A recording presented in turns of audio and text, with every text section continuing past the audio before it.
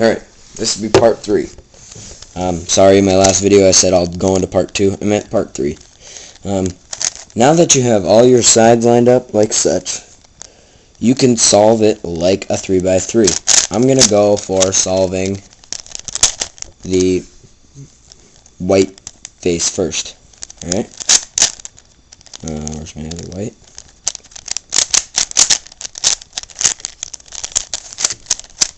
Alright, I got the white cross. I'm going to flip them upside down. Again, this is Dan Brown's strategy. I'm just kind of explaining it a little better, possibly.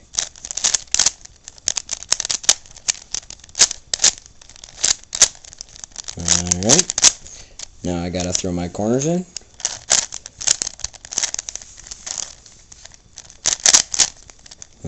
So far so good. You'll hit parity. Your first parity would probably be when you can't make the bottom into a cross. And I usually get it, and I hate it because the algorithm is really long, and I barely know it. I can just barely remember it. Alright, it's got to go under orange and blue. You know, I was very surprised. This cube is a lot bigger, a lot harder to control. Alright, I got all my T's lined up, and I got my white done. Now I'm just going to throw my pieces in on the sides, hoping I won't get parity, and hoping I do get parity so I can show you guys how to solve it. There's 5 parity cases, those being the hardest, most kick-ass parities in the world. But once you know how to solve them, you can apply them to the 5x5 and the 4x4 and the 6x6. I solved the 5x5 for the first time the other day, and I solved it again a little while ago. Alright, I hit parity. Okay. See, like I said, my cross didn't work out. I've got all the 3 layers done, the white done, and I've got blue, those line up, those green, and this red right here, those are mixed up. And this is a long algorithm. I'm going to have Dan explain it to you, and I'm going to do it while Dan says it. If I could find it here. Alright, unmute Dan. What I want to do is you're going to want to hold it so that one of the pieces is in. This is the first parity case. Awful, terrible, stinky algorithms. But it's part of solving the 4x4x4 Rubik's Cube. In this case, we have this piece switched with this piece. We'll call this parity case number 1. This is number 1. What you're going to want to do is you're going to want to hold it so that one of the pieces is in the upper right of the front face, and the other is in... Alright, that's a good view. Directly across. There's no other way for it to be. So hold it like this, and then the algorithm is 2U star, 2L star, 2U, 2 little l, 2U, 2L star, 2U star, R, U prime, L, 2U, R prime, U, R, L prime, U prime, L, 2U, R prime, that's going to be this way, U, L prime, U.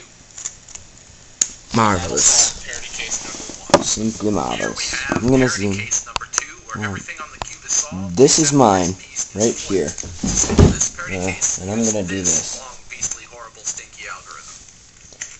2R star, 2V, 2U, L, L star. star. 2U. R prime star. 2U. R prime star. R star. 2U. Alright. 2F. R star. 2F. 2L. I usually get confused on this. Yeah. L prime star. 2B. 2R star. Alright.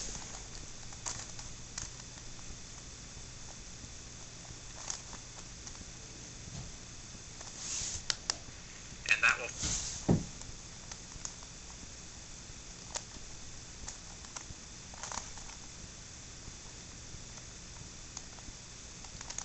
Alright.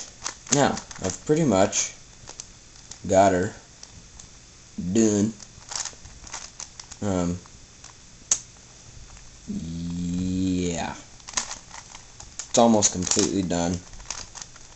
I'm going to have Dan show you the other two parodies Flip that around, and the other two algorithms, and then I'll pick up. solve it like normal. Here we have parity case number 3, where this wedge is flipped from this wedge, even though the entire blue side looks like it's solved from the top. See? What you do is you hold it with either one of these in front, and you do this algorithm. 2 little r, 2u, 2 little r, 2u star, 2 little r, 2 little u. And that should solve it. Here we have parity case number 4, where this piece is flipped with this piece and the rest. I think I'm going to do a recap Hold it in the with front and do this algorithm. 2u Right. star, I'm going to mix the cube up and do a review. Type 2u, thing. 2 little l, 2u, 2l star, 2u star, f prime, Alright, it's mixed up. u prime, f, u, Alright, I'm running out of time. r This is prime, called How to Solve a 4x4 Rubik's Cube, Part 3. I'm going to mute Dan for a little bit, and I'm going to pick up on where we left off. Okay, now you're going to solve, first of all, if you're starting over, you're going to solve the blue and green faces. Once you solve these, you can solve for the centerpieces. Once you solve centerpieces, get your side pieces lined up.